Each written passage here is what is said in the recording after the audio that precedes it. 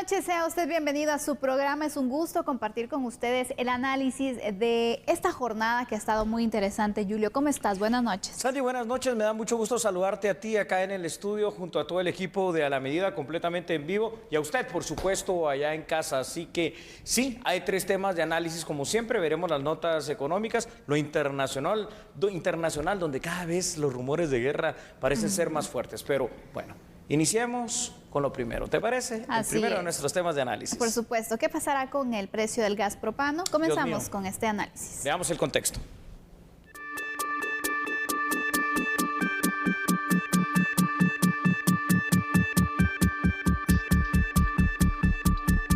En los próximos días, el Ejecutivo presentará al Congreso de la República una iniciativa de ley en donde se solicita ampliar el subsidio del gas propano. El ministro de Energía, Alberto Pimentel, comentó que esta decisión se tomó considerando que el precio del cilindro se encuentra al alza. Y ya desde hace algunos días el organismo ejecutivo está trabajando en una iniciativa para efectivamente ampliar por el plazo de 2 meses el apoyo social a los consumidores de gas propano. Ya está en dictámenes y la iniciativa pues vendrá en los próximos días al Congreso de la República. Tiene que venir al Congreso de la República porque recordarán que este aporte fue aprobado mediante un decreto del Congreso. Entonces ahora vamos a plantear la prórroga. Quiere decir que aunque el Congreso nos exhorta desde el día de ayer, pues nosotros ya veníamos trabajando en esto hace algunos días y está bien pues que estemos alineados, entenderemos que la iniciativa nuestra pues tendrá buena acogida en el Congreso. Por otro lado, Pimentel descartó que pueda exonerarse del impuesto al derivado del petróleo y combustibles por 6 meses, señalando sus razones. Respecto al IDP que me pregunta, la verdad es que desde el Ejecutivo pensamos que eso no es viable por el impacto fiscal que tendría. Una exoneración de 6 meses de ese impuesto equivale a más de 2.000 millones de quetzales, lo que supone pues más que el presupuesto de 10 de los 14 ministerios de Estado. Así que económicamente no es viable. El precio de la gasolina por galón podría aumentar más en los próximos días, debido al aumento de los precios internacionales del barril del petróleo. Bueno, es una situación tremenda, ¿no?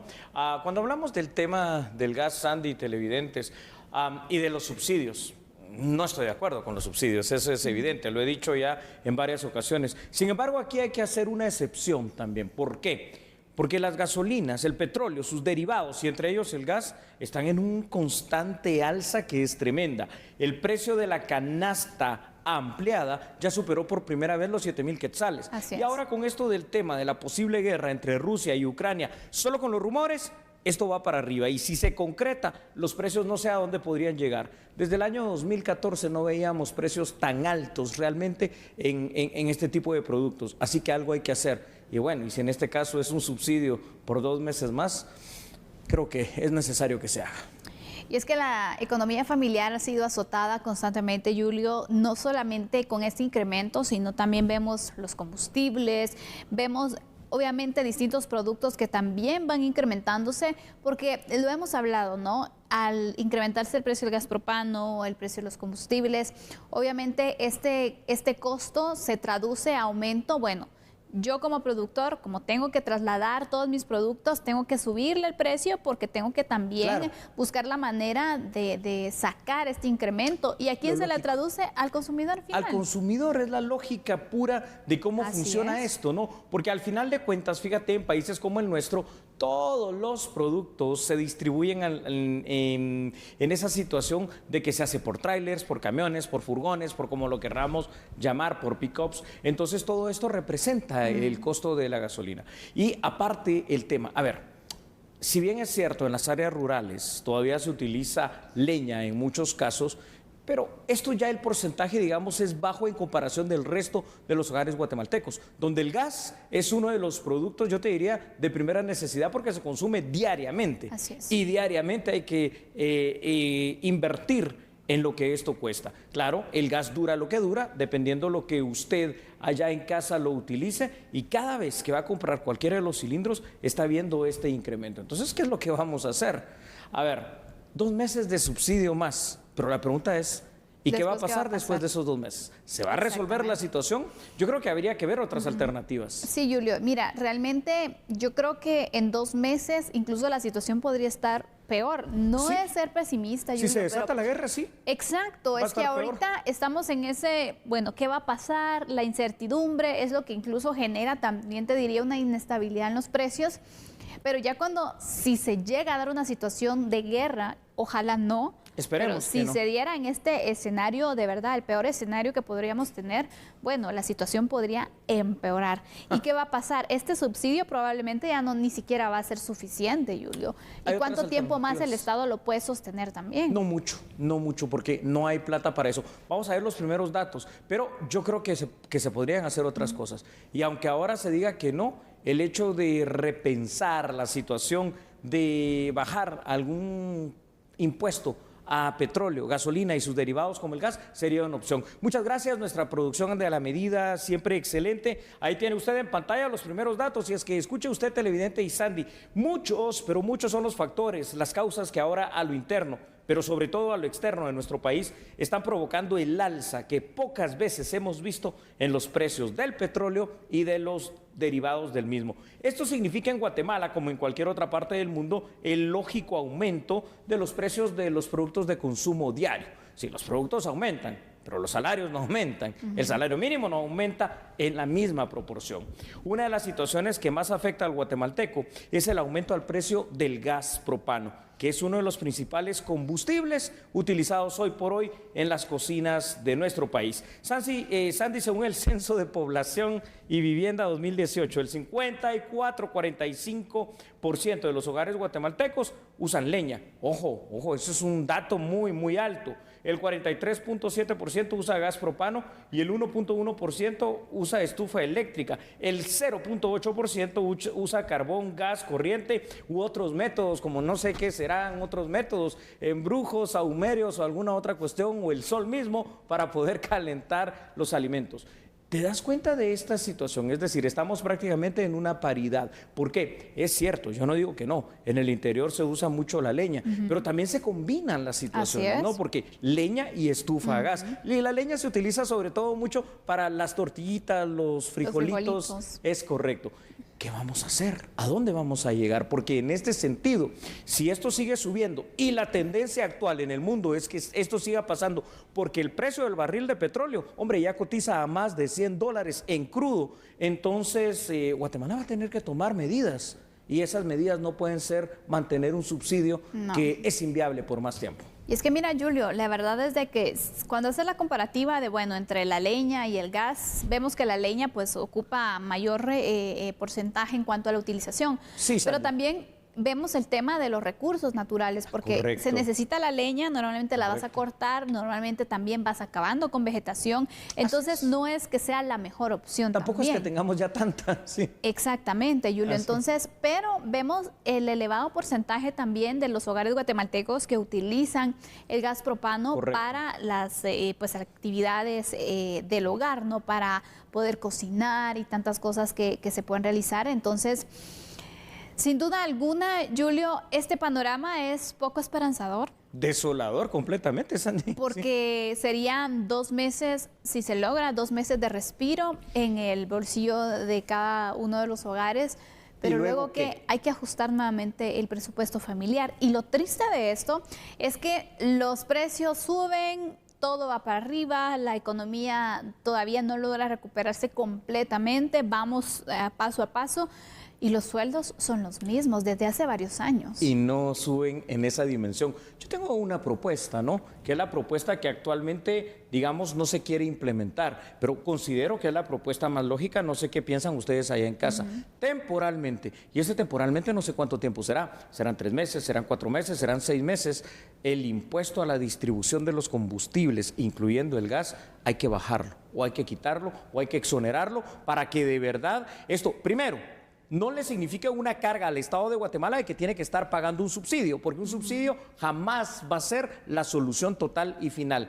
Y segundo, al final de cuentas esto va a tener que ir de la mano, porque lo primero que me van a decir es que sí, y entonces la recaudación, momento, La recaudación, controlar el contrabando, controlar las fronteras, ampliar la base fiscal y perseguir a aquellos que son defraudadores de impuestos. O sea, ahí hay alternativas, pero no podemos seguir estando esperanzados en una situación tan cortoplacista sin pensar más allá. ¿Por qué, Sandy? Si de verdad el conflicto se desata allá en Europa entre Rusia y entre Ucrania, esto no va a ser fácil, esto no va a ser rápido y los precios se van a ir para arriba no sé cuánto tiempo más. ¿Sabes cuál es el problema también, Julio? Sí, es que como en otros temas también somos reactivos. Como siempre. Entonces, estamos pensando en el momento, pero bueno, ¿cuál es el plan a mediano plazo? ¿Cuál es el plan a futuro? También porque estas situaciones, el gas propano, los combustibles, por ejemplo, no es que por primera vez estén aumentando, esto viene pasando año con año, que se dan variaciones,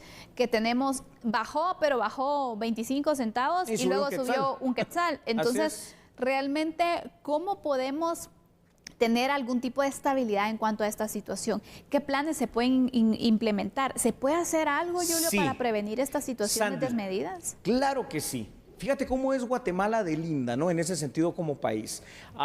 Número uno, tenemos esta crisis que es una crisis mundial. No tenemos nada que ver y estamos inmersos en ella y los precios van para arriba. Pero Guatemala, ¿qué recursos tiene? ¿Tiene recursos eólicos? Sí. ¿Tiene recursos donde se podría aprovechar otro tipo de energía? Fuera de la eólica, la energía solar, también. La energía hidráulica y un montón de situaciones más que pudieran llegar a ser alternativas que no estamos explotando, que no estamos capacitando, que no estamos conociendo y que serían además amigables con el medio ambiente, requerirían una inversión que más o menos sería cara, pero a la larga sería muchísimo mejor que estar dependiendo de los combustibles fósiles que hoy por hoy literalmente tienen la economía del guatemalteco por los suelos. Así es, vamos con otros datos, Julio, porque ya faltan pocos días para que venza ese subsidio que fue aprobado por el tema del gas propano. Así es, muchísimas gracias. Claro que sí, Sandy, gracias a nuestra producción nuevamente. Tú lo dijiste muy bien y lo quiero recalcar, ¿no? Que nos quede claro. Cuando Sandy dice que estamos a pocos días de que vence el subsidio, es porque esto va a terminar el 28 de este mes. ¿Cuánto? Semana y media. El gobierno, que ese subsidio que otorgó el gobierno al precio del gas, y solo hay dos alternativas en este momento posibles: extender el plazo del mismo o pagar más dinero por el gas. Ese es el planteamiento que se está manejando en este instante. Si bien es cierto, los subsidios no son las mejores maneras de poder regular precios a largo plazo, quizá en este momento, y aquí voy a explicar por qué parece que me contradigo, pero no tanto, sí sea necesario la extensión del mismo por esos 2 meses. ¿Para qué? Para buscar la alternativa definitiva. Vamos a tener entonces esos 2 meses de ganancia para que ya hagamos otra situación que nos permita regular los precios de mejor manera sin afectar el erario del Estado guatemalteco. Además, Andy, factores en los que Guatemala no tiene nada que ver, como la posible guerra que ya dijimos entre Rusia y Ucrania, podrían de pronto elevar desmesuradamente a niveles nunca vistos en la historia del país los precios de este producto. El bolsillo de los guatemaltecos ya no soporta, y de verdad ya no se soporta un alza tan indiscriminada, tan constante de este producto. De hecho, la canasta ampliada ya superó los 7,000 quetzales y la canasta básica no es que esté mejor, porque el salario mínimo 3,100 quetzales y la canasta básica está superior a esta situación. Entonces, la cuestión es qué hacemos, pero no qué hacemos ahorita, qué hacemos a largo plazo. A buscar las alternativas fundamentales y las alternativas sostenibles. ¿Cuáles son las ideas que piensas al final de cuentas sobre esto, Sandy? Mira, Julio, yo de verdad destaco y recalco el hecho de buscar preventivamente qué se puede hacer con esta situación. Preventivamente sí. Porque es necesario, no podemos estar a cada rato quebrándonos, tronándonos los dedos. ¿Y ahora qué? Exactamente, para ver entonces hacer magia con el presupuesto que se tiene, donde de verdad a veces no alcanza para la canasta básica ampliada. Entonces, es algo que ya las autoridades de economía, de finanzas, de energía y minas tendrán que ponerse de acuerdo, analizar también y poder plantear alguna solución que no solamente sea momentánea, Julio, sino que también se pueda sostener y se pueda exactamente mantener por un tiempo más. Tienes toda la razón. Así que como conclusión, está difícil la situación. ¿Va a terminar el subsidio? Probablemente, no sabemos, ¿no? Por 2 meses se puede ampliar, pero después de esos 2 meses tenemos que saber qué. ¿Y sabe qué? No solo Guatemala tiene que pensar en eso, el mundo lo puede hacer. Es más, el propio Estados Unidos podría hacer bastante si volvemos a abrir, por ejemplo, el mercado de la gasolina y los productos derivados del petróleo de Venezuela, para que los precios empiecen a bajar. Pero bueno, ahí está planteado este tema, preocupante por demás. Mientras tanto, nosotros aquí en A la Medida vamos a continuar con la información. Y porque tratando otros temas, la Comisión de Postulación a cargo de la elección de Fiscal General y Jefe del Ministerio Público recibió los primeros expedientes de postulantes.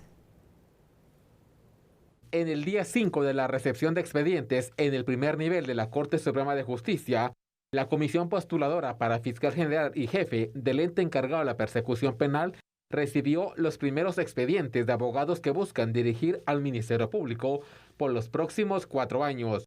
Los profesionales Maynor Francisco Hernández Castillo y Francisco Javier Puag-Chos fueron los primeros en entregar sus hojas de vida para participar en este proceso de selección.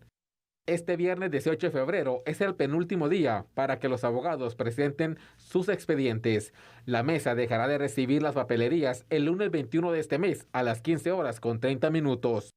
El pasado 10 de febrero se abrió un plazo de 10 días hábiles para que los profesionales del derecho presenten sus documentos ante la comisión postuladora. Los expedientes de Maynor Francisco Hernández Castillo y Francisco Javier Puag-Chos son los primeros expedientes aceptados.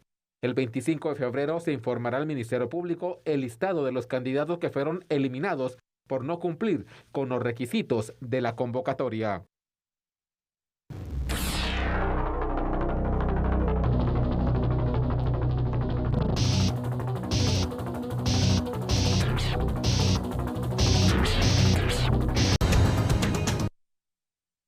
Luego de que el Congreso aprobara con 100 votos a favor la reforma al Código Penal referente a los delitos contra la niñez y adolescentes mediante medios digitales, el Refugio de la Niñez se refirió al respecto. La aprobación del decreto 11-2022 del Congreso de la República es el resultado del esfuerzo de diferentes instancias, entre ellos la sociedad civil, que proponía y promulgaba por la aprobación de esta normativa que viene a actualizar las disposiciones para prevenir el maltrato contra la niñez y la adolescencia.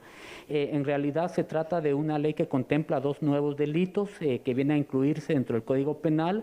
Uno de ellos es la seducción por medios tecnológicos y el otro es lo relativo al delito de chantaje sexual por medios tecnológicos. Consideramos que esta normativa es positiva, pero no es la meta en sí, sino la meta será su correcta implementación y su correcta aplicación. Este es un punto de partida muy importante. Creo que con esto los jueces penales contarán con un elemento mayor para castigar este tipo de delitos.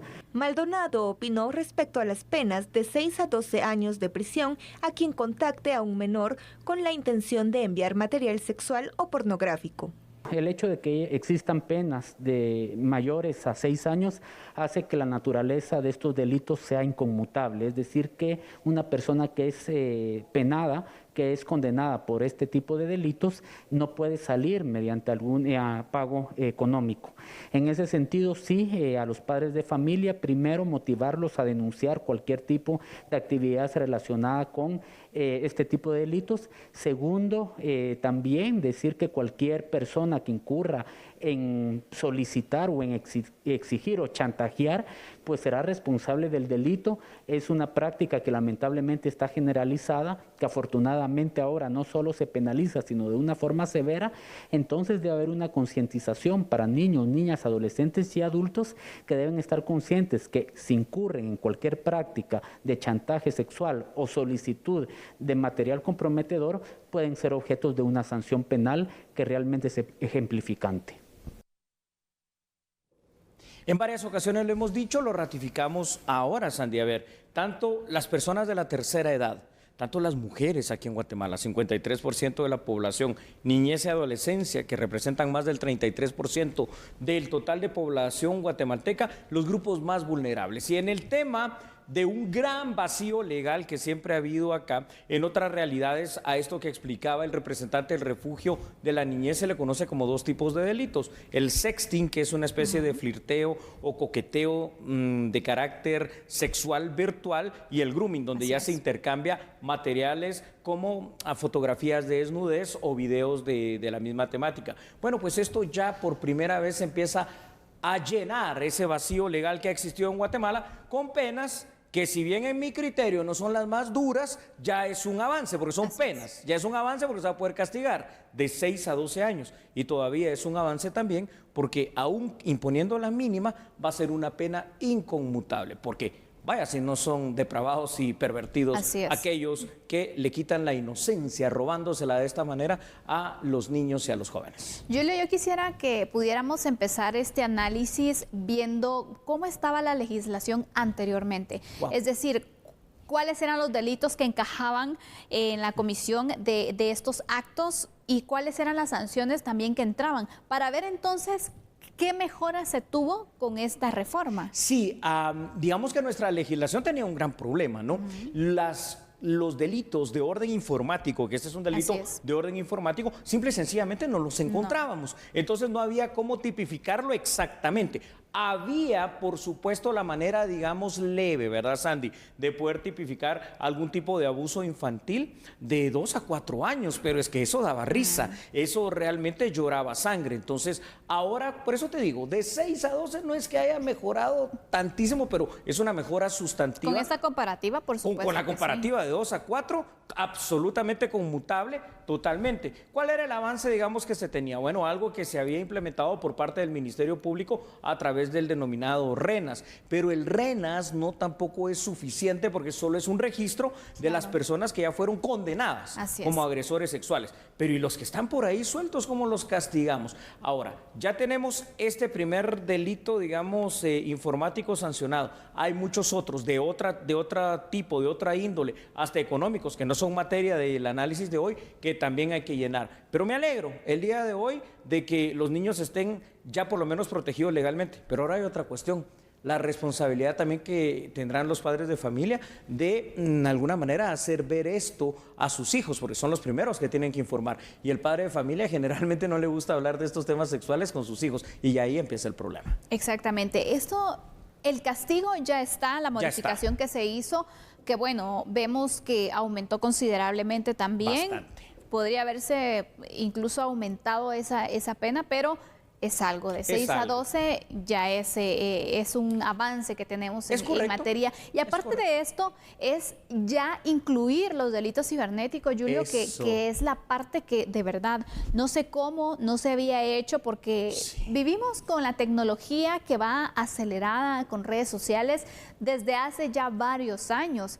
Y no es posible que no se actualice la legislación también para darle seguimiento a ese tipo de delitos. Y yo creo que también hace falta una revisión para ver qué otros delitos cibernéticos se pueden incluir. Hay que incluir allí, ¿verdad? Y fíjate que ahora que decías esto de los delitos cibernéticos o informáticos, hombre, con la implementación de la tecnología 5G, literalmente va a ser un poquito más sencillo el poder rastrear a esta gente. ¿Por qué? Porque la tecnología 5G, para los que no saben, te deja ver muchas cosas, inclusive hasta dónde está, a qué horas frecuenta, por dónde se encuentra, hacia dónde va, y esto de alguna manera es un avance también para la legislación guatemalteca. Que se vaya a cumplir, que vaya a funcionar es otra cosa, pero por lo menos la teoría, en este caso, el marco legal, hoy sí ya lo tenemos. Exactamente. Vamos a ir con unos datos, Julio, para poder ir avanzando y dar también a conocer algunos datitos que tenemos sobre este tema. Claro que sí. Muchísimas gracias nuevamente a la producción de la medida, porque para que usted lo sepa, fue reformado esto también ya es inverosímil, ¿no? Una vez más, ya no sé cuántas reformas lleva nuestro Código Penal, y se logró la reforma del artículo 190 de este código, agregando un delito, se llama seducción por medios digitales a niños, niñas o adolescentes. Creo que había que ser genérico, ¿no? Niños entendido como niños, hombre o mujer. Pero bueno, ahí está la redacción, ¿no? El artículo reza: comete este delito quien a través de medios tecnológicos, es decir, yo aquí hubiera puesto informáticos, pero está muy bien, engaña, presiona, amenaza o contacta a un menor de edad para que éste le envíe material con contenido sexual o pornográfico. Muy bien, ahí creo que la redacción está muy bien. El contenido incluye imágenes, video, textos, audios, y quienes incurran en este delito van a ser sancionados con prisión de entre 6 a 12 años de privación de libertad, que van a ser inconmutables. Entonces, aquí lo tenemos. Una de las cosas que me llamó la atención cuando se investigaba un poquito más de información sobre este tema es que tenemos 160 diputados, ¿correcto, Sandy? Siempre hay gente que falta, está bien, pero ¿sabes con cuántos votos se aprobó esto? Con 100 votos. Es decir, hubo por X o por Y razón 60 diputados o votaron en contra, o que no estaban, o que no les interesó este tema, y uno dice, bueno, y están representando estas 60 personas que habría que ver e investigar quiénes son para decirles, bueno, ¿y la niñez? Entonces, ahí está. Ahora esto ya se tendrá que implementar precisamente en aquel sistema de justicia juvenil de alguna forma, pero el sistema de justicia penal de mayores tiene que castigar con total dureza a pedófilos, a pederastas y a este montón de mañosos que vaya que si no abundan. Claro, Julio, con el dato que daba, 100 diputados que votaron. Apenas. Qué lástima que este no sea un tema de urgencia nacional. Exacto, y de unanimidad, ¿no? Cuando vemos que sí lo es, sinceramente, se necesitaba hacer esta modificación. Qué bueno que finalmente se logró. Con la mínima casi, ¿eh? Exactamente, sí. Pero aquí va a ser el reto entonces también, uno, de promover la denuncia. Sí, creo que va a ser muy importante porque sin denuncia las autoridades encargadas de la investigación no tienen suficientes insumos para poder exactamente indagar y llegar entonces a la detención de una persona que presuntamente está cometiendo este tipo de actos, ¿no? Y también podemos evitar también desenlaces fatales en las víctimas, Julio. Eso es correcto. De todas maneras, aunque no mueran las víctimas, hombres que son niños y niñas, el trauma psicológico. Le robamos precisamente su futuro. Vamos a compartir otros datos con usted allá en casa, y ya nuestra producción, como siempre, apoyándonos de una manera extraordinaria. También sabe usted que se adicionó otro delito. Déjeme por favor explicarlo. Se llama chantaje sexual por medios tecnológicos a niños, niñas y adolescentes. Este delito se define como el uso de medios tecnológicos. ¿Para qué? Para amenazar, con publicar o difundir material con contenido sexual o pornográfico de un niño, niña o adolescente.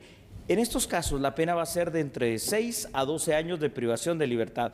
Además, Sandy y televidentes, como penas accesorias, a quienes cometan los delitos se les va a prohibir, número 1, la contratación de servicios de Internet. Fabuloso, me parece muy bien. Y se les incautarán los dispositivos electrónicos utilizados en la comisión del delito. Pero esto va a ser bastante difícil de controlar, porque al final de cuentas, cuando salgan de la cárcel, digamos, de cumplir esta sanción, esta condena, cualquier otra persona puede proporcionarles una computadora, un servicio de Internet a nombre de otros, y estarán allí. Pero por lo menos ya van a ser castigados, por lo menos tenemos la oportunidad de perseguirlos. Así es, Julio. Vemos entonces estas modificaciones que se han aprobado, que ya van a entrar en vigencia también dentro de la legislación guatemalteca, un tema muy importante porque sabemos que son varios los casos que se conocen y no sabemos cuántos en este momento están en silencio, de menores de edad, adolescentes que están sufriendo por acoso cibernético y también situaciones relacionadas con temas sexuales. Así que es importante hacer el llamado a denunciar este tipo de actos para que las personas que están cometiéndolos puedan ser juzgadas ante los tribunales de justicia. Vamos con otra información. Algo que usted tiene que saber siempre es que cada municipalidad dentro de su estructura tiene una SOSEA. ¿Qué es eso?, se preguntará usted. Secretaría de Obras Sociales de la esposa del alcalde. ¿Por qué le hablo esto? Porque escuche esta siguiente noticia. Más Vida, ese es el nombre del nuevo proyecto digital de la Municipalidad de Guatemala, que busca ¿qué? Brindar información, por supuesto, saludable para mejorar el estilo de vida de los ciudadanos guatemaltecos en general, particularmente de los capitalinos. Vea la información aquí en A la Medida. La Municipalidad de Guatemala presentó el programa Más Vida, promovido por la esposa del alcalde, Dominique de Quiñones. El objetivo de este programa es promover estilos de vida saludables, prevenir enfermedades y facilitar a los guatemaltecos contenidos audiovisuales para mejorar su estado nutricional, físico y mental, fundamentado en 5 pilares. Queremos este equipo de profesionales en nutrición, en gastronomía, en psicología, en ejercicio, traerle a la población, al vecino, un contenido rico, audiovisual, de consejos prácticos, consejos efectivos en una vida urbana donde puedan lograr su mejor estado nutricional.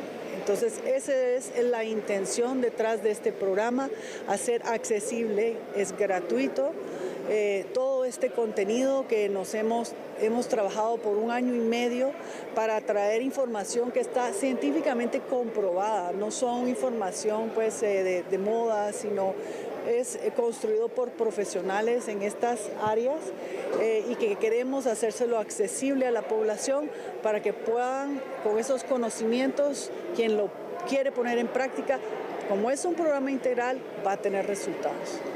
A futuro se espera implementar espacios físicos dentro de la ciudad de Guatemala que contarán con el apoyo de expertos en salud física y mental, nutrición, gastronomía, acondicionamiento físico, pedagogos, administradores educativos, diseñadores y fotógrafos.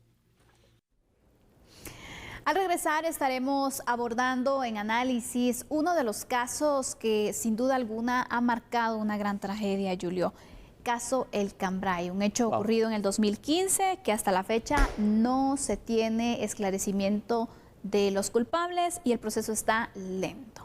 Bueno, vamos a ver qué es lo que pasa. Mientras tanto, usted por favor no cambie, vea la habilidad del director de cámara de esta noche, Kenny, de la 2 a la 3, no cambie porque nosotros somos a la medida.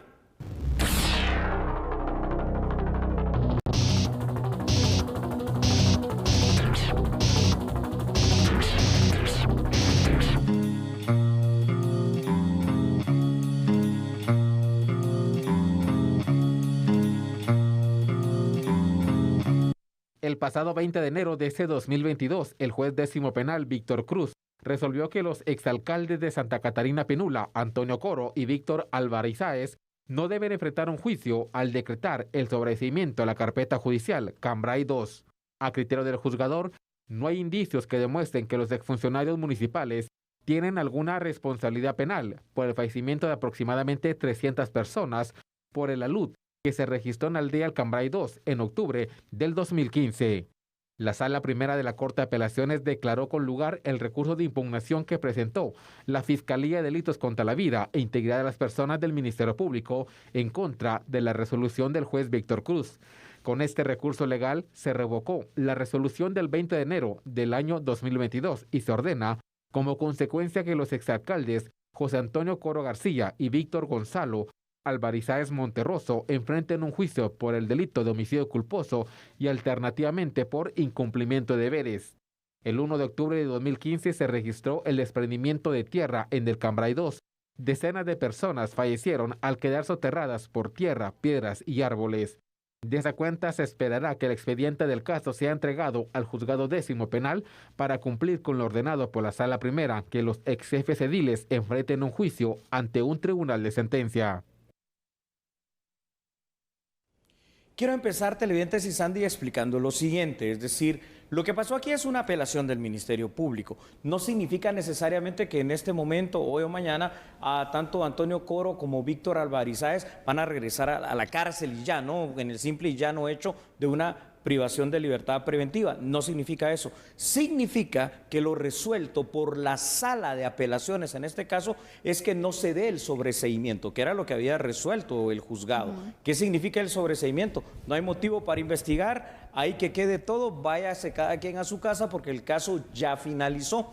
Entonces ordenó la Sala de Apelaciones que el mismo juzgado ahora dicte el auto de apertura a juicio, la tercera fase del proceso penal guatemalteco, con lo cual, en palabras llanas y sencillas, tanto Antonio Coro como Víctor Alvarizáez, ambos alcaldes de Santa Catarina Pinula, que pues de alguna u otra manera están dentro de esta investigación cuando sucedió lo del Cambray, van a ser juzgados por, ahí sigue el sistema de justicia guatemalteco, por el incumplimiento de deberes y por el tema del homicidio culposo. Es que casi 300 personas murieron ahí y no puede ser que no hayan responsables.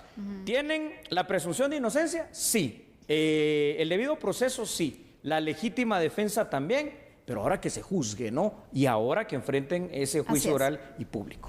Julio, lo que yo no logro entender de nuestro sistema jurídico es Sí, Sandy. la cantidad de criterios que pueden existir sobre una misma ley.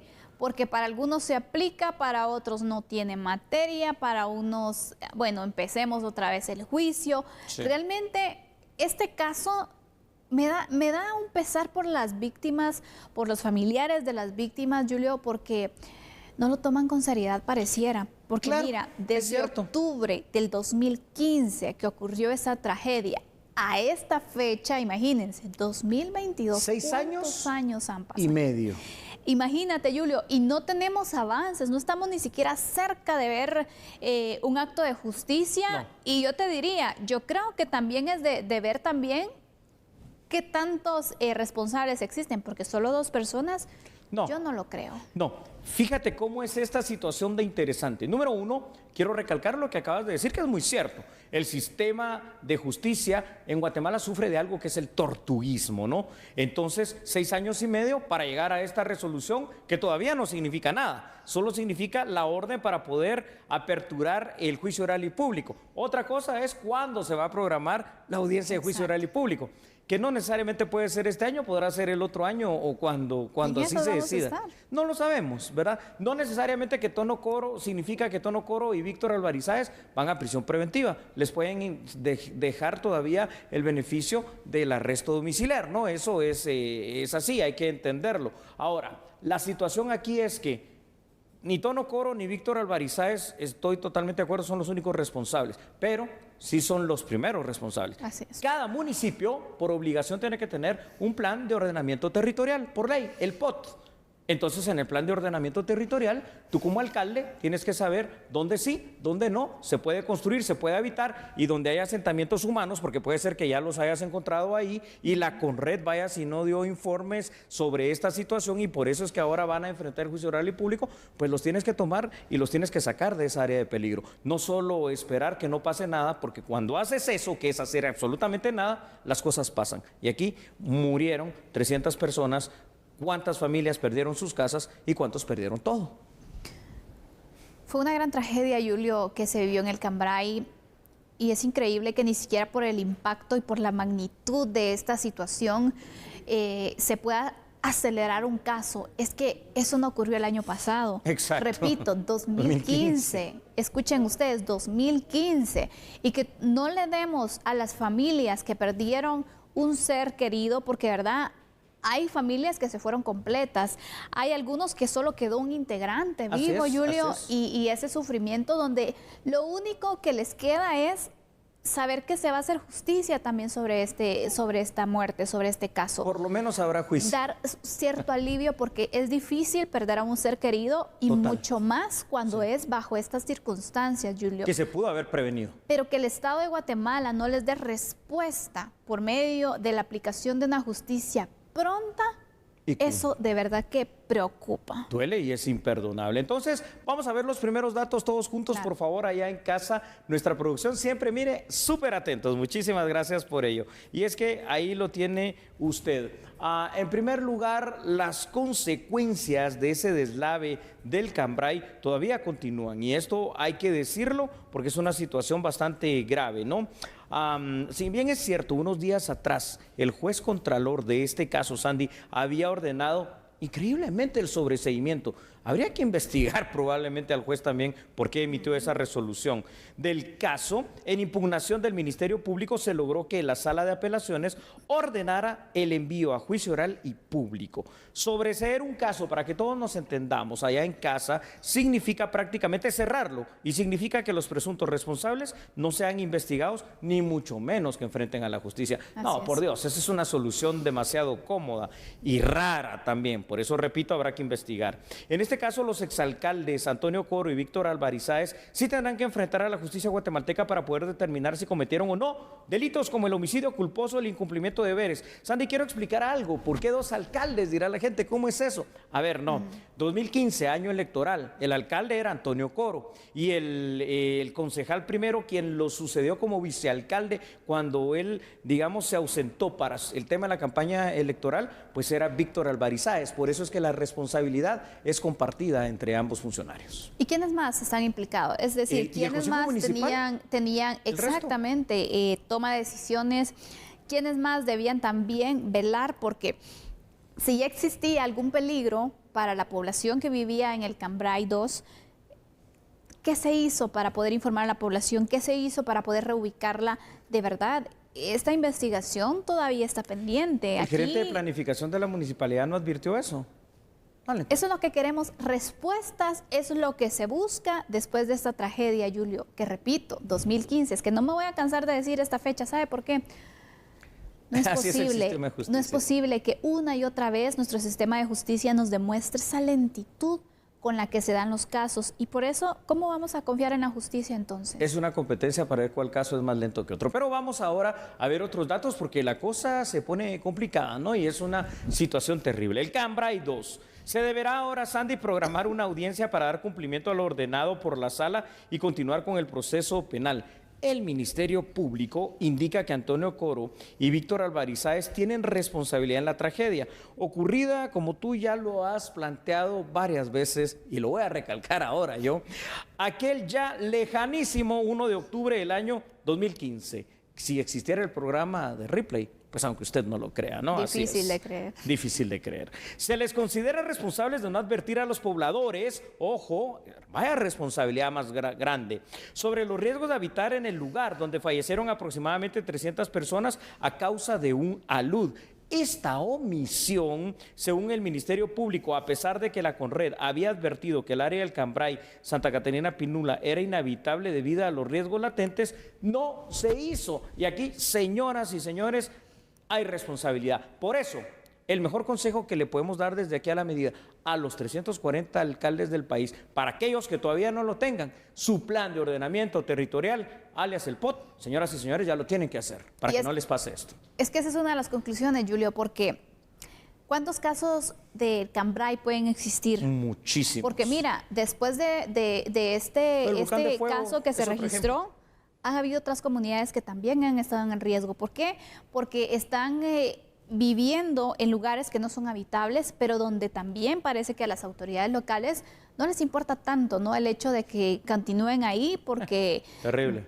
Solo son reacciones y no prevención, que eso es un tema que sin duda alguna el país tiene muy pendiente en varias materias. Nunca prevención, siempre reacción. Señoras y señores, de esta manera, entonces, usted, por favor, saque sus conclusiones en casa y los quiero invitar a ustedes y a ti, Sandy, que cuando regresemos, noticias, pero vaya noticias, ¿no? Lo económico, lo internacional y algunas nacionales también. Por favor, siga con nosotros, regresamos enseguida. Recuerde que nosotros somos a la medida.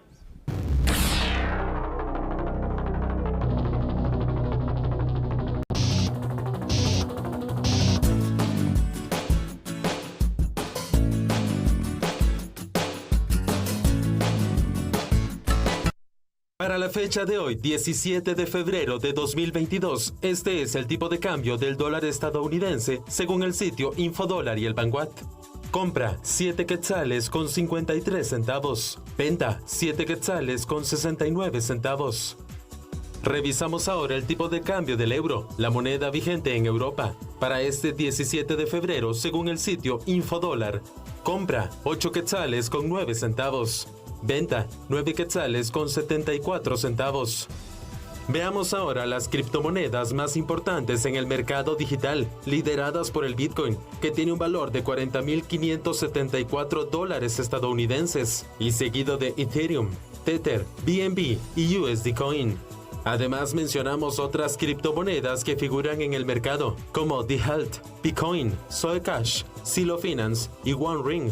Análisis. Cuídese. Chao.